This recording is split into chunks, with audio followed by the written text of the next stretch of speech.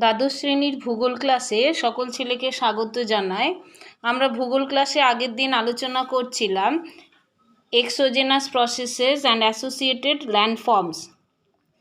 আমরা আগের দিন এক্সোজেনাস প্রসেস সম্পর্কে যে বহির্জাত প্রক্রিয়া এগুলো আমরা আলোচনা করেছি। বহির্জাত প্রক্রিয়া বা এক্সোজেনাস প্রসেস, যার মধ্যে অবরোহণ, আরোহণ আর জৈবিক প্রক্রিয়া রয়েছে। অবরোহণের তিনটে ভাগ পড়েছিলাম: আবহবিকার, পুঞ্জিত স্খলন এবং ক্ষয়কার্য।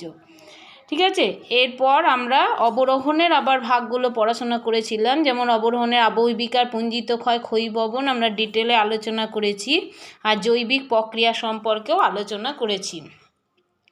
এবং ক্লাস শেষ করেছিলাম এই বলে যে আমরা পরের দিন পর্যায়ন প্রক্রিয়া এবং পর্যায়নের মাধ্যমগুলি সম্পর্কে আলোচনা করব। এই যে তোমাদের সিলেবাসে যেহেতু এখানে রয়েছে গ্রেডেশন আর এজেন্টস অফ গ্রেডেশন, এই গ্রেডেশন এবং এজেন্টস অফ গ্রেডেশন আজকের আমাদের পড়ার বিষয়। তাহলে চলো শুরু করি গ্রেডেশন, এবং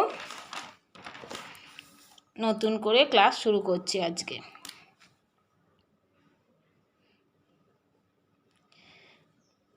gradation and agents of gradation.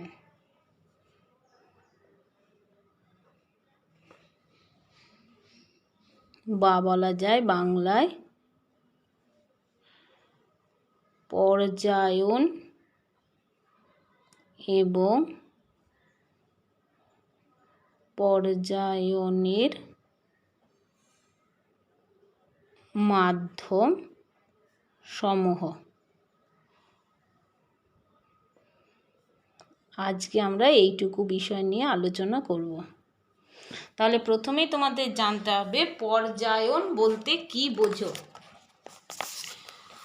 পর্যায়ন হচ্ছে এই যে ইংরাজিতে যাকে বলা হচ্ছে গ্রেডেশন, এই গ্রেডেশন বা পর্যায়ন কথাটি প্রথম ব্যবহার করেন, এর উৎপত্তি কোথা থেকে হলো যদি বলা যায়, তাহলে এটি প্রথম ব্যবহার করেন জি.কে. গিলবার্ট। জি.কে. গিলবার্ট প্রথম এই গ্রেডেশন শব্দটি ব্যবহার করেন ইন 1876। 1876 সালে ভৌগোলিক ক্ষয়চক্রের ব্যাখ্যা করতে গিয়ে জি.কে. গিলবার্ট এই গ্রেড কথাটি প্রথম ব্যবহার করেন। এই গ্রেড থেকে গ্রেডেশন কথাটি এসছে। ঠিক আছে, গ্রেড কথার অর্থ বা গ্রেডেশন কথার অর্থ হচ্ছে পর্যায়ন। এবার তাহলে পর্যায়ন কাকে বলে? পর্যায়ন আসলে যদি আরেকটু বৃহৎভাবে বলা যায়, তাহলে ওই এক্সোজেনাস প্রসেসেস, বহির্জাত প্রক্রিয়া, তার প্রধান কাজ কী ছিল? ক্ষয় করা, বহন করা, সঞ্চয় করা। যেগুলো নিচু স্থান সেগুলোকে ভরাট করে বা সঞ্চয়ের মাধ্যমে উঁচু করা, আর যে জায়গাগুলো উঁচু স্থান সেই উঁচু স্থানগুলিতে ক্ষয়কার্যের মাধ্যমে সেই স্থানগুলোকে নিচু ভূভাগে পরিণত করা। তাহলে ক্ষয়, সঞ্চয় আর তার মাঝে রয়েছে বহন কার্য। এইটিই হচ্ছে বহির্জাত প্রক্রিয়ার মূল কাজ। ঠিক আছে, এই বহির্জাত প্রক্রিয়ার মধ্যে আর একটা বিষয় রয়েছে আবহবিকার, যা শিলাসমূহকে প্রথমে চূর্ণ বিচূর্ণ করতে সাহায্য করে।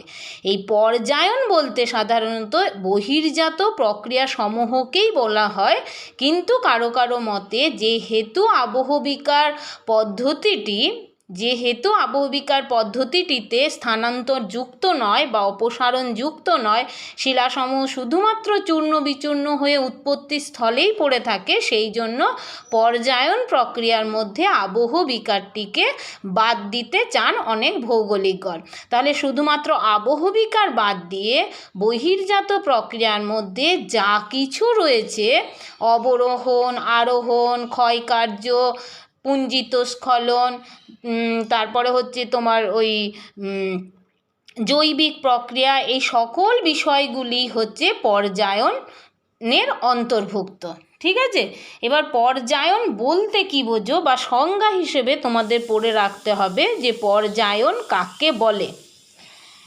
আবহবিকারকে বাদ দিয়ে অন্যান্য সকল বহির্জাত প্রক্রিয়ার মাধ্যমে ভূপৃষ্ঠের আদিম বা প্রারম্ভিক ভূমিরূপের ওপর সর্বদা ক্রিয়া করে, ভূমিরূপের উচ্চতার হ্রাস ও পরিবর্তন সাধনের মধ্য দিয়ে ভূমিভাগের উঁচু নিচু বন্ধুরতা ক্রমশ লোপ ঘটিয়ে যখন একটি সামঞ্জস্যপূর্ণ সাধারণ বা সমান ভূমিতল পরিণত করে, তখন ওই সকল প্রক্রিয়াকে একত্রে পর্যায়ন বা ক্রমায়ন প্রক্রিয়া বলা হয়।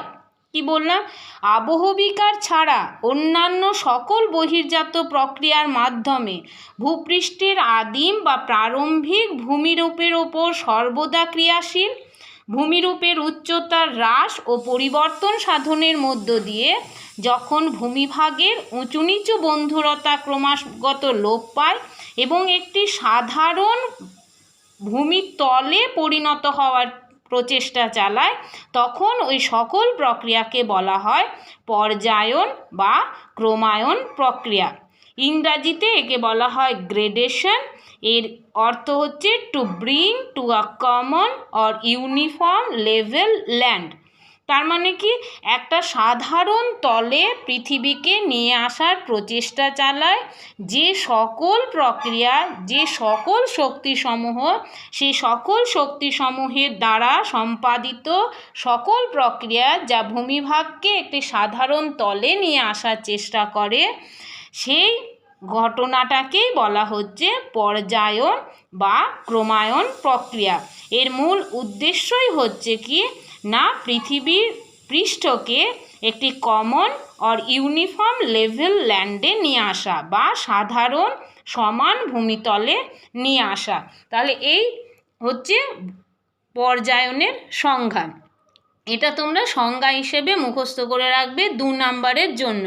তাহলে কি বলবে যে সকল বহির্জাত প্রক্রিয়া শুধুমাত্র আবহবিকার ব্যতিরেকে যা ভূমির প্রারম্ভিক ঢালের ওপর ক্রিয়া করে এবং ভূমির যে বন্ধুরতা উঁচু নিচু এগুলিকে বিলোপ ঘটিয়ে ভূমিকে একটি সাধারণ তলে নিয়ে আসার প্রচেষ্টা চালায়, সেই সকল প্রক্রিয়াসমূহের সম্মিলিত ফলই হচ্ছে কি পর্যায়ন, বা একে আরেক ভাষায় বলা হয় ক্রমায়ন প্রক্রিয়া, বা বলা যায় গ্রেডেশনাল প্রসেসেস।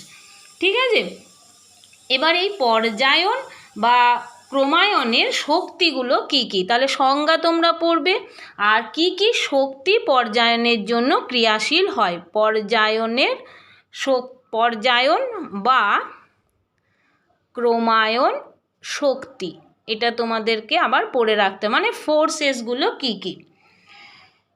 কাকে বলে যদি বলা হয় না, যেসব বহির্জাত প্রাকৃতিক শক্তি, দেখো সকল বিষয়ে কিন্তু যখন আমি সংজ্ঞা বললাম তখনও বললাম যে বহির্জাত শক্তি, এখন যেটা বলছি সেটাও বলছি বহির্জাত শক্তি, মানে পর্যায়ন আসলে হচ্ছে বহির্জাত শক্তিরই আরেক নাম।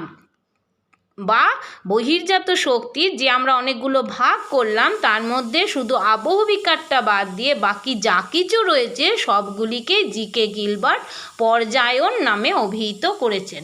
সেই জন্য আলাদাভাবে তোমাদের যে বিশাল কিছু অন্য জিনিস পড়তে হচ্ছে তা নয়, আসলে ওই একই কথাই বারবার করে রিপিট করব, শুধুমাত্র পর্যায়ন নামটি এক্ষেত্রে ব্যবহার করেছেন জি.কে. গিলবার্ট। ঠিক আছে?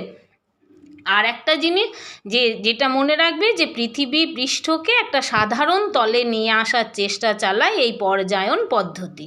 ঠিক আছে? ওই বহির্জাত পদ্ধতিরই মূল উদ্দেশ্যই হচ্ছে সেটা।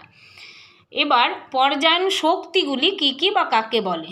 যেসব বহির্জাত প্রাকৃতিক শক্তি, বিশেষত গতিশীল প্রাকৃতিক শক্তির প্রভাবে, গতিশীল কেন বললাম, কারণ আবহবিকার হচ্ছে স্থৈতিক শক্তি, আবহবিকারের সঙ্গে স্থানান্তর যুক্ত নয়, তাই আবহবিকারকে বাদ দিয়ে শুধুমাত্র গতিশীল প্রাকৃতিক শক্তির কথা বলা হচ্ছে। যেমন নদী, হিমবাহ, বায়ু, এগুলো স্থানান্তর ঘটাতে সাহায্য করে, এক জায়গা থেকে আরেক জায়গায় স্থানান্তরিত করে চূর্ণ বিচূর্ণ শিলাসমূহকে, তাই এখানে বলা হচ্ছে গতিশীল প্রাকৃতিক শক্তি।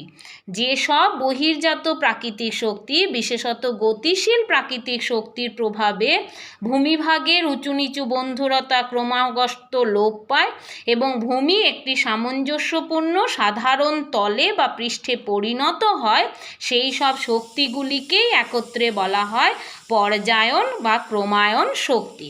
তাহলে বহির্জাত শক্তির মধ্যে শুধুমাত্র গতিশীল প্রাকৃতিক শক্তিগুলি যা ভূমিকে একটি সাধারণ তলে নিয়ে আসার প্রচেষ্টা চালায় তাদেরকেই বলা হয় পর্যায়ন বা ক্রমায়ন শক্তি। তার মধ্যে রয়েছে কি কি? গতিশীল শক্তির মধ্যে যেমন নদী, হিমবাহ, বায়ু, তারপর হচ্ছে ভৌম জল, সমুদ্র তরঙ্গ, এগুলি হচ্ছে পর্যায়ন বা ক্রমায়ন শক্তির উদাহরণ। এবার পর্যায়ন বা ক্রমায়ন শক্তির প্রক্রিয়াগুলি কি কি আলাদা করে যদি দেয়, পর্যায়নের প্রক্রিয়াগুলি কি কি? পর্যায়ন প্রক্রিয়া, পর্যায়ন প্রক্রিয়া ওই যে প্রথমেই একবার বললাম, পর্যায়ন প্রক্রিয়া হচ্ছে ক্ষয়, বহন আর অপসারণ। তাহলে পর্যায়ন প্রক্রিয়ার মধ্যে তিনটে জিনিস রয়েছে, GRADATION, gradation is equal to erosion plus transportation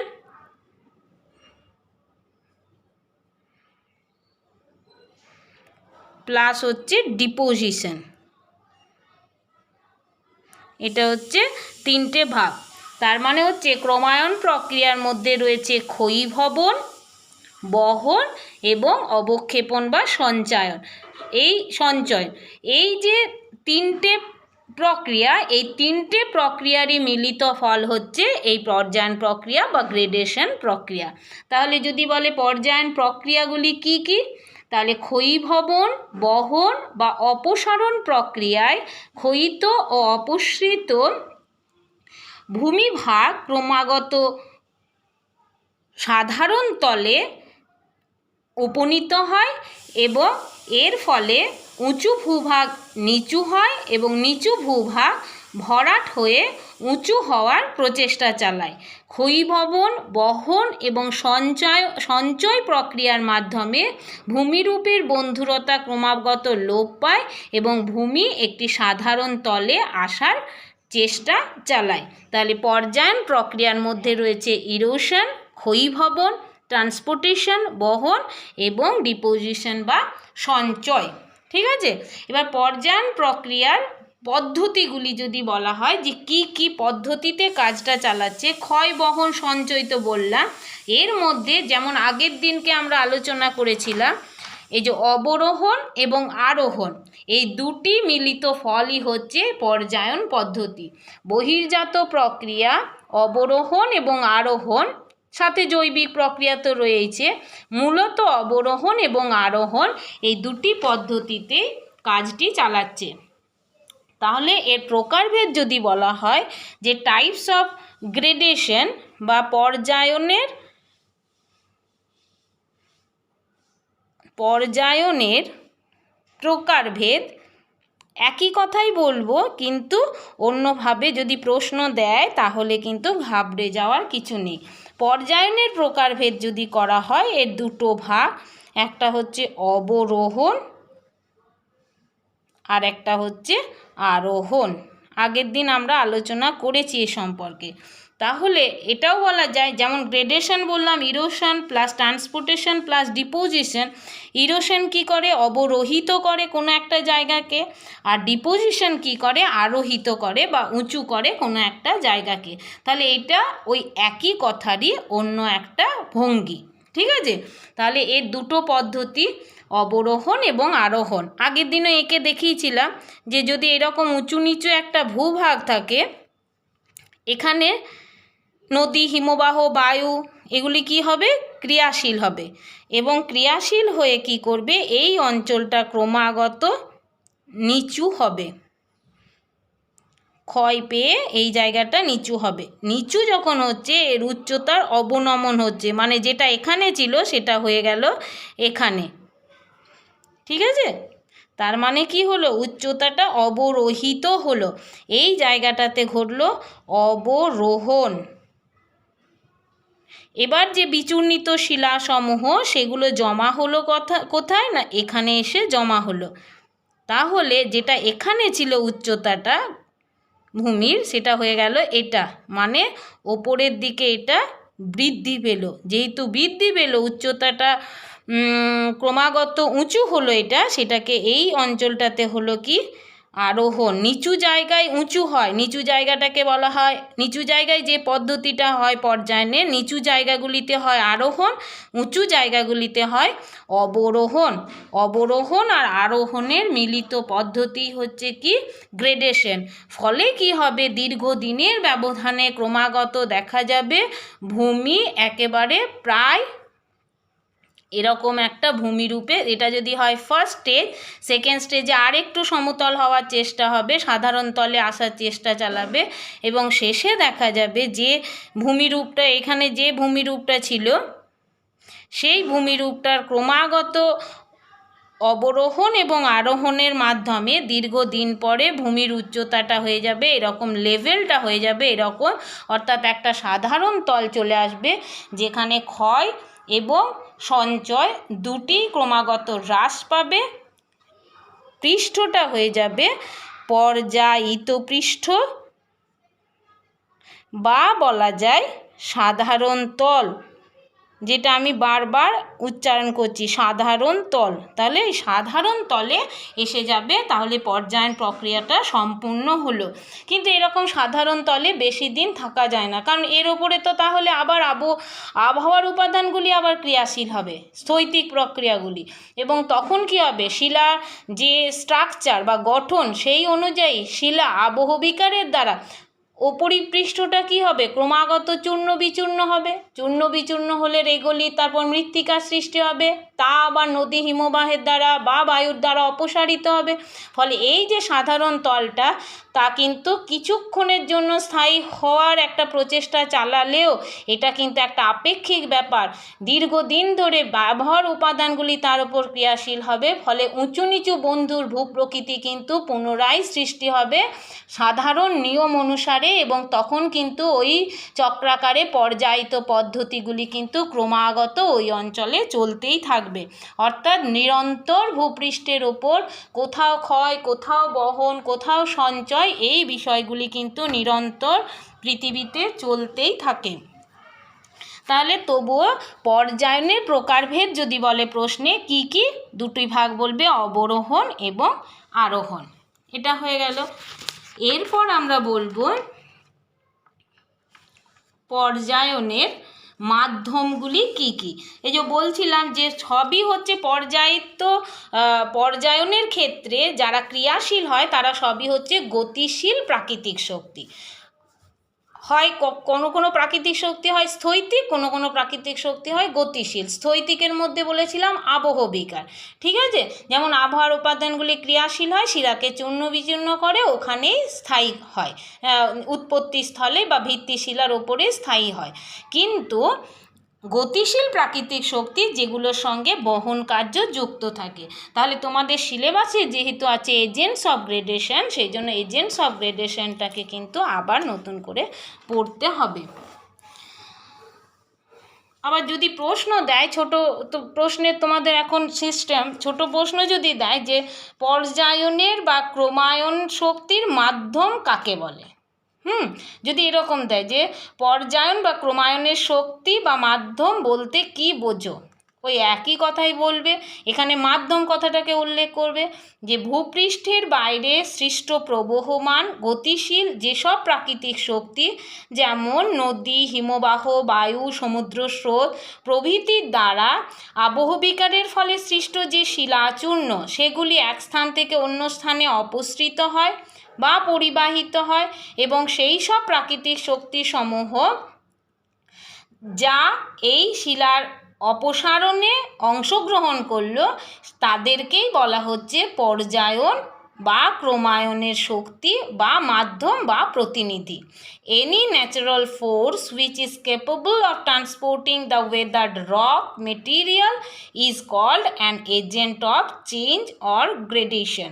তার মানে যে কোনো প্রাকৃতিক শক্তি, যা গতিশীল প্রাকৃতিক শক্তি, যার সঙ্গে স্থানান্তর যুক্ত, যা আবহবিকারের ফলে বিচূর্ণিত শিলাসমূহকে এক জায়গা থেকে আরেক জায়গায় স্থানান্তরিত করতে সাহায্য করে, এবং এবং ভূপৃষ্ঠকে একটি সাধারণ তলে নিয়ে আসার চেষ্টা চালায়, সেই সকল মাধ্যমকেই বলা হয় পর্যায়নের মাধ্যম বা পর্যায়নের প্রতিনিধি বা ক্রমায়নের শক্তি বা ক্রমায়নের মাধ্যম। ঠিক আছে, এবার এজেন্টসগুলো কি কি যদি আমরা ছকের সাহায্যে দেখাতে পারি তাহলে কি রকম হয় দেখো।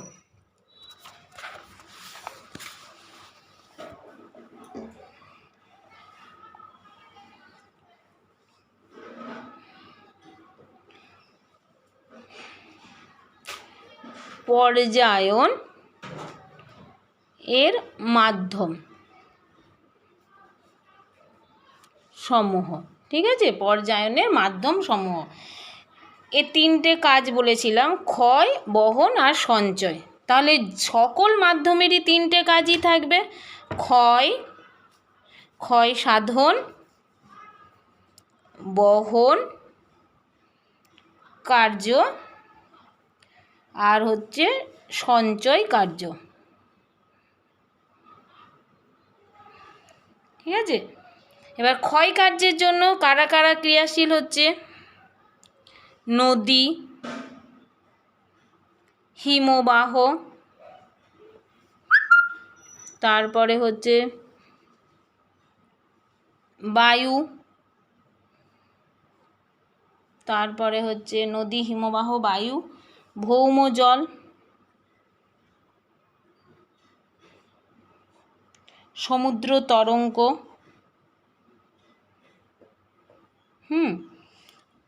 দেখো এগুলোর মধ্যে তোমরা ক্লাস 10-এ পড়ে এসছো নদী, হিমবাহ, বায়ু, আর এবার তোমরা পড়বে ভৌমজল, সমুদ্র তরঙ্গ বিশদে। এবার এদের আবার ক্ষয়জাত, তার মানে ক্লাস 10-এ যেগুলো পড়েছো এগুলোকে কিন্তু একেবারে ভুলে গেলে চলবে না, তোমাদেরকে সাধারণভাবে এগুলো কিন্তু একটু মনে রাখার চেষ্টা চালাতে হবে, কারণ কখন কি প্রশ্ন দিয়ে দেয়, শর্ট কোয়েশ্চেনের ব্যাপার তো, আর যেহেতু সিলেবাসে একটু উল্লেখ করা আছে তার মানে যদি শর্ট কোয়েশ্চেন দিয়ে দেয় তোমরা বলতে পারবে না যে সিলেবাসের বাইরে দেয়া হয়েছে, দিতেই পারে, তাই জন্য একটু একেবারে ভুলে গেলে চলবে না, কিছু কিছু জিনিস মনে রাখতে হবে। যেমন নদী ক্ষয়কার্য করে, নদী কাকে বলে এগুলো তো বলার দরকার নেই, এগুলো জানোই যে প্রবহমান জলধারা যখন স্বাভাবিক খাতের মধ্য দিয়ে প্রবাহিত হয় তাকে নদী বলে, নদী যেখানে সৃষ্টি হয় তাকে উৎস, নদী যেখানে শেষ হয় তাকে মোহনা বলে, এসব বিষয়গুলো তোমরা জেনেছো। নদীর তিনটে গতি, নদী যে ক্ষয়কার্যটা চালায় সারা গতিপথ জুড়ে, সেই গতি উৎস থেকে মোহনা পর্যন্ত তিনটে গতি রয়েছে, উচ্চগতি, মধ্যগতি আর নিম্নগতি। এই বিষয়গুলো, এই উচ্চগতি, মধ্যগতি, নিম্নগতিকে যদি একেবারে দৈর্ঘ্য বরাবর দেখা যায় পার্শ্বচিত্রে তাহলে সুন্দরভাবে ভূমির তলটাও স্পষ্টভাবে ফুটে ওঠে নদী, এবং সেখানে পরিষ্কার বোঝা যায় নদী ক্রমাগত পশ্চাৎক্ষয়ের মাধ্যমে সেই অঞ্চলটিকে, যে অঞ্চলটা উঁচু অর্থাৎ পার্বত্য অঞ্চলে যখন প্রবাহিত হয় উচ্চ গতিতে তখন পশ্চাৎক্ষয়ের মাধ্যমে সেই অঞ্চলটাকে ক্রমাগত নিচু করার চেষ্টা করে, আর যে অঞ্চলগুলো নিচু রয়েছে একেবারে মোহনার নিকটবর্তী অঞ্চলগুলি সেগুলিকে ক্রমাগত সঞ্চয়ের মাধ্যমে উঁচু করার চেষ্টা করে এবং পৃথিবী পৃষ্ঠকে সাধারণ তলে নিয়ে আসার একটা চরম প্রবণতা চালায় নদী। ঠিক আছে, এগুলো তোমরা নদীটা পড়ে এসছো ক্লাস 10-এ। এবার নদীর ক্ষয়কার্যের আবার পদ্ধতি আছে, নদীর ক্ষয়কার্যের পদ্ধতিগুলি হচ্ছে, যেমন নদীর যদি ক্ষয়কার্যগুলি আবার পদ্ধতি করা যায়, একটা হচ্ছে অবঘর্ষ, জেনে রাখবে একটু করে, ঘর্ষণ, জলপ্রবাহ ক্ষয়, দ্রবণ। আচ্ছা, এবার হিমবাহ ক্ষয়কার্য চালায়, হিমবাহের ক্ষয়কার্যের পদ্ধতিটা হচ্ছে উৎপাটন, অবঘর্ষ। বায়ু ক্ষয়কার্য চালায় অবঘর্ষ,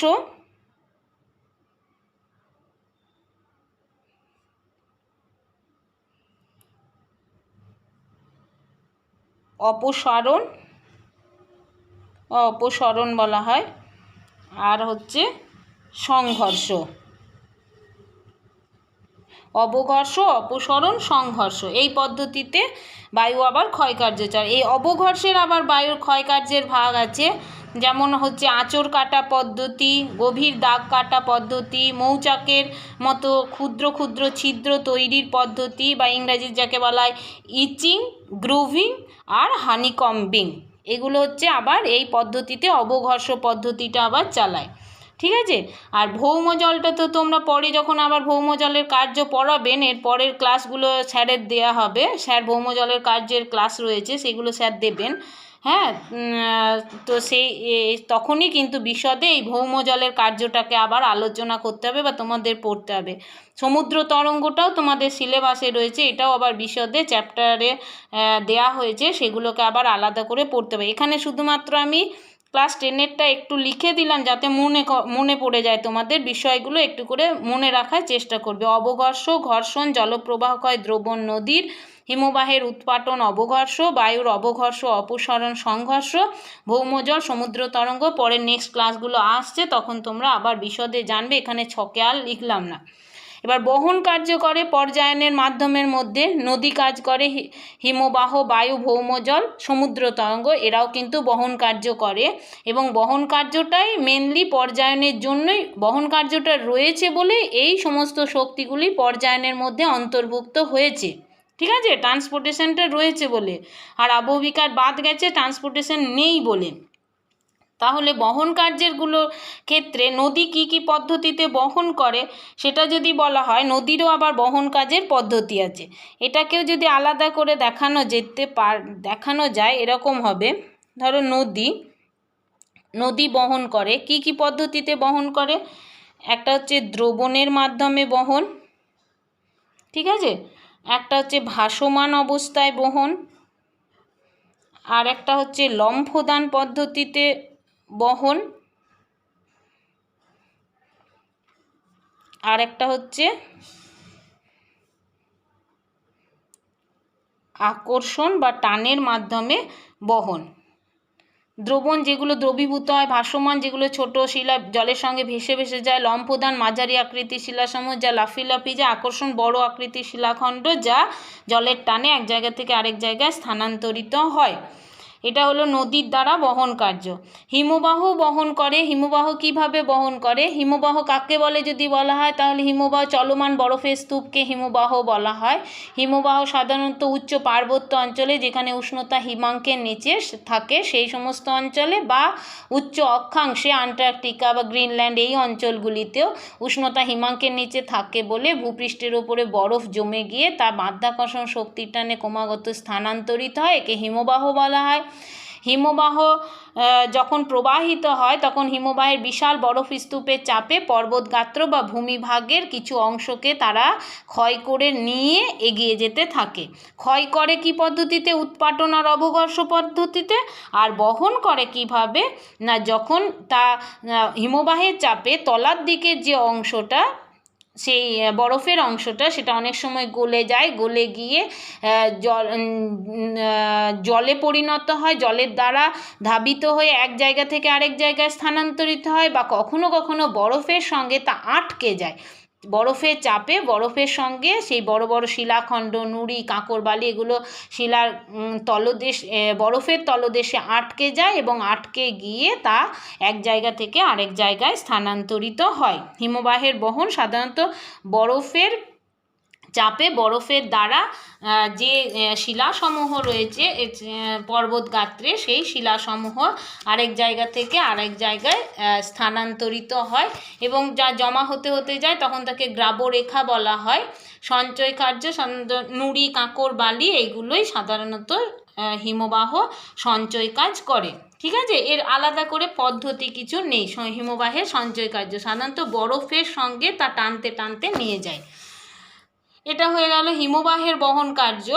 এরপরে হচ্ছে যেমন কে রয়েছে, হিমবাহের পরে রয়েছে বায়ু। বায়ুও বহন করে। বায়ুর বহন কার্যের আবার কতগুলো পদ্ধতি রয়েছে নদীর মতোই। যেমন হচ্ছে বায়ুর বহন কার্যের পদ্ধতিগুলি হচ্ছে ভাসমান,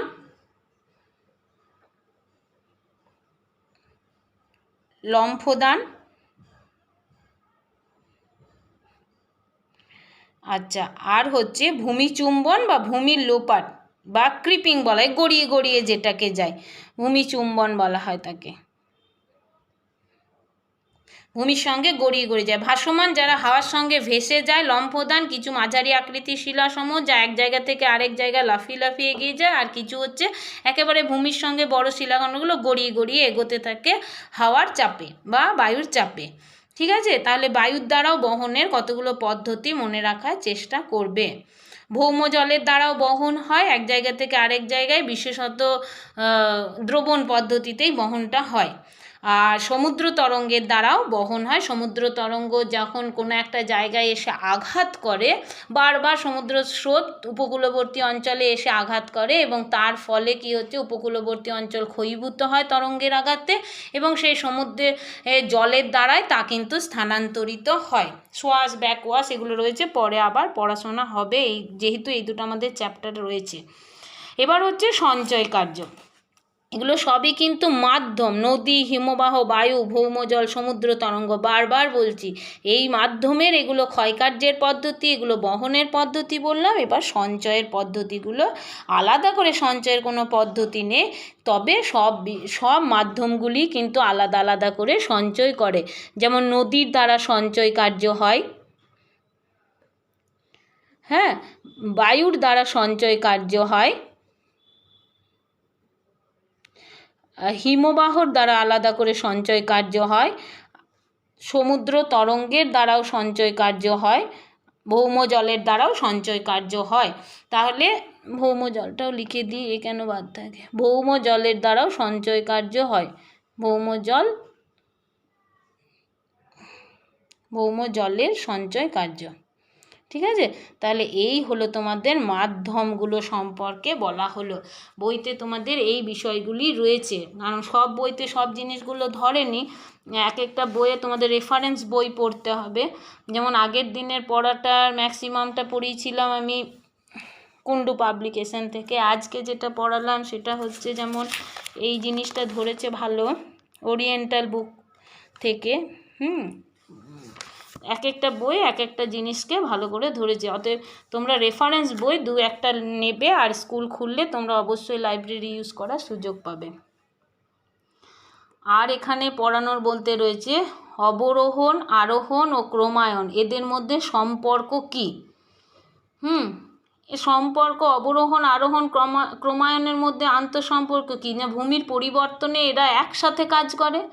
অবরোহণ ভূমিভাগের ক্ষয় করে, আর কি করে, অপসারণ যুক্ত হয় তার সঙ্গে, ক্ষয়ের সঙ্গে অপসারণও যুক্ত হয়।